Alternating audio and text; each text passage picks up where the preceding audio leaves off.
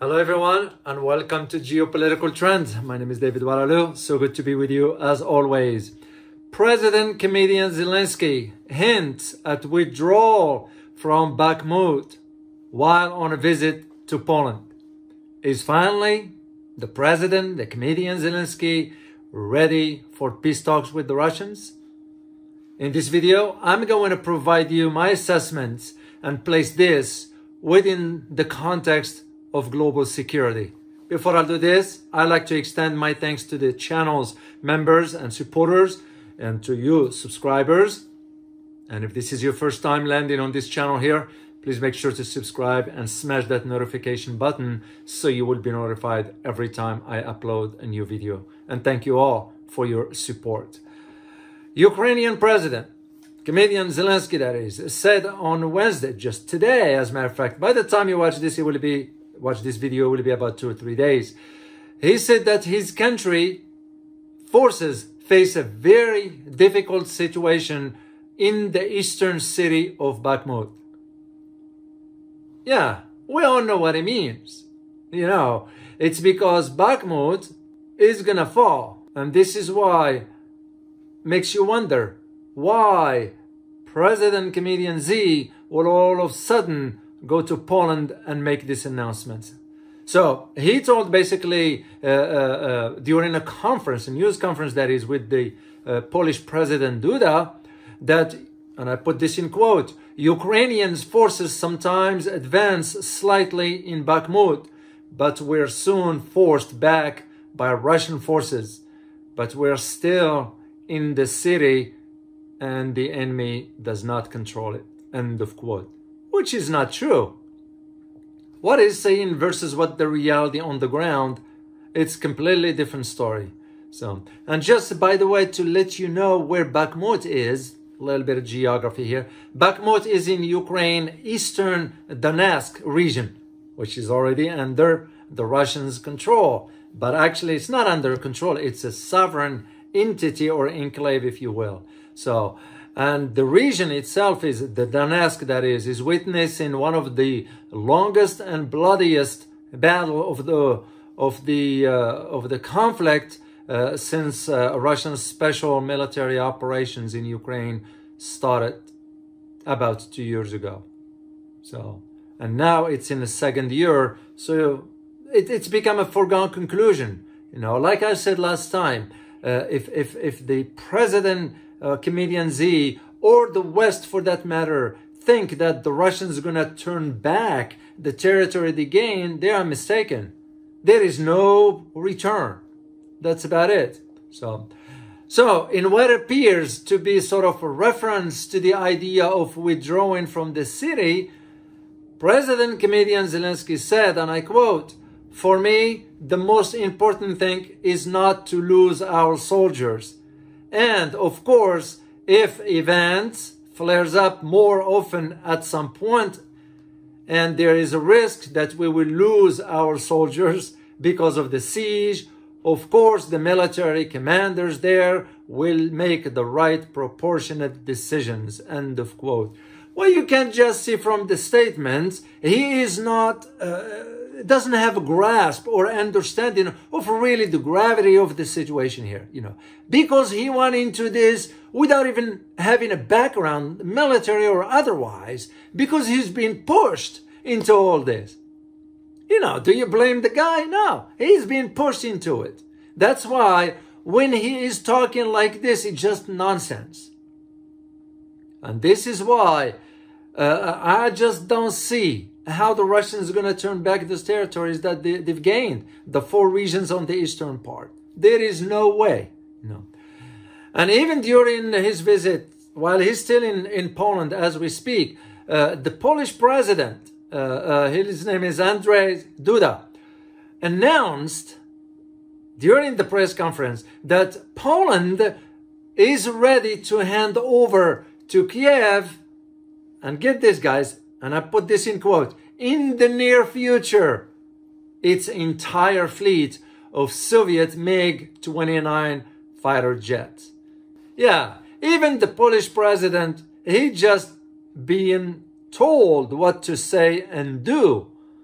You know, And for him to say, we're going to turn over to Kiev in the future, we all know what it means. You know, even the weapons Ukraine is getting right now is useless. Because the Polish president explained that Warsaw, the capital of Poland that is, needs a green light, sort of permission to hand over its fleet to Ukraine. Well, it tells you right there that Poland has no sovereignty either. It's no different than Australia. It's no different than Japan. It's no different than Canada, Germany, France. You all see, you can see, because that's what it means. If you need a permission from another country to do something, that tells me right there, you got no sovereignty whatsoever. So, because that's what it means. So, and this is the thing. It's because in Poland, the MiG have been adapted to NATO standards per se, particularly with regard to communication. But who's going to be flying those planes? Ukrainians are not trained for that. And even if they are, there's a limited number. So that means either Polish will have to fly it, or to fly those jets, or someone else. Well, whomever that might be will be part to the conflict, which means declaring war on Russia. And Russia will respond appropriately. That's how I see it moving forward. So, and by the way, guys, if you like the content of this video, make sure to hit the like button and subscribe if you have not done so, and thank you. But here's the thing that most Western media do not disclose to people to understand, you know. What is the historical significance of Western part of Ukraine to Poland? You know, because here is the thing, and I'm going to provide you some info here that I didn't come across it here in the West. You know, I have my own sources, and I know where to look for information overseas. So here's the thing. Few months ago, the Polish government established contact.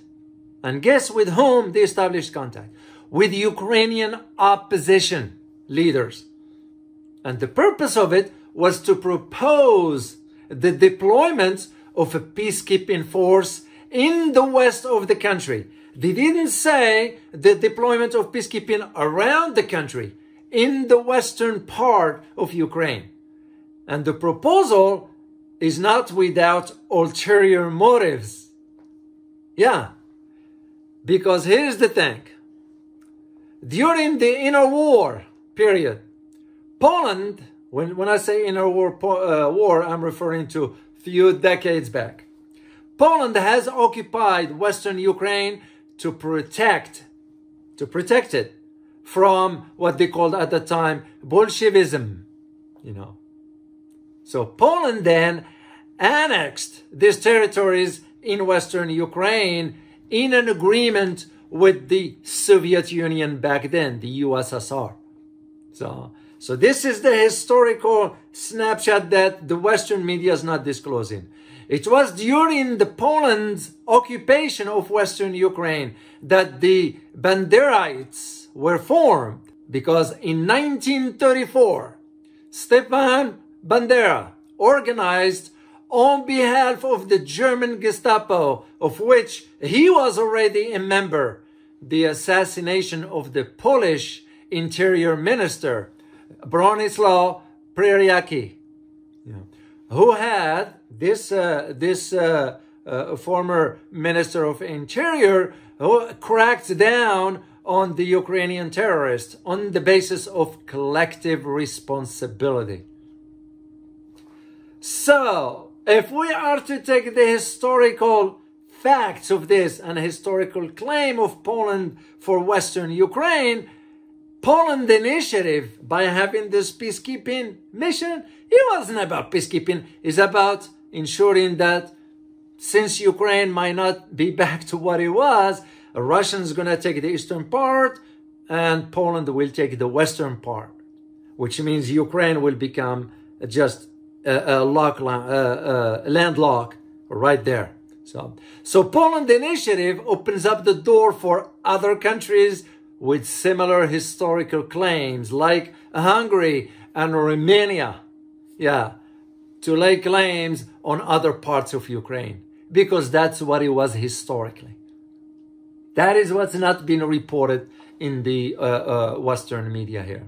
So here is my brief conclusion for you, because I like to keep these videos short, concise, and to the point.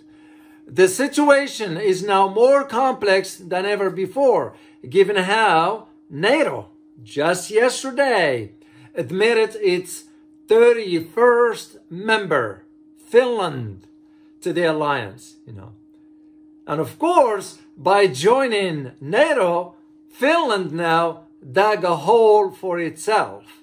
Because here is what's going to happen. Russia's going to move its short and medium-range missiles. I wouldn't even be surprised that the Russians might move some tactical weapons on the border, because Finland and Russia shares a long border, 2,600 miles. So, makes you just wonder, what was the Prime Minister, Sanna Marin, was thinking? She's too young, she's too naive to understand what geopolitics is all about. Now it sort of dragged Finland into some security instability for decades to come, because that's what's going to be happening. So, and I'm even thinking, by the way, guys, to make